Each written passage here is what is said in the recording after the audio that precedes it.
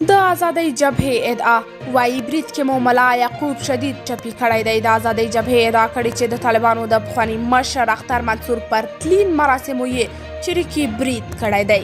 یاده جبهه په یو بیان کې وایي چې د طالبانو د دفاع وزارت سرپرست ملا محمد یعقوب د دوی د ځواکونو په چریکي برید کې سخت ټپي شوی دی.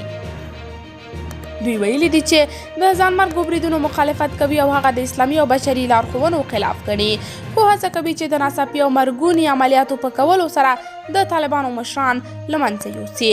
یادې جبهې ویلي دي چې د دغه چریکي برید په ترسره کولو سره طالبانو ته دا وښودله چې هغوی له خپل هدف څخه لرې نه دي. ویل کېږي په برید کې د طالبانو د سرپرست وزیر په ګډون څو تنه ټپیان شوي هم دي، خو د مرګ ژوبلې په اړه جزئیات نه دي خپاره شوي.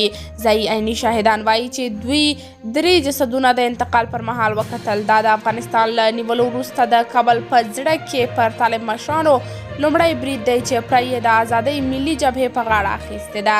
طالبانو هم چاودنه تایید کړې، خو د ملا یعقوب د ټپي کېدو خبر یې نه دی تایید کړی. قدرمنو لیدونکو، تاسې د دې موضوع په هکله څه نظر لرئ؟ خپل نظریات را سره کمنټ کې شریک، ویډیو لایک او چینل سبسکرایب کړئ.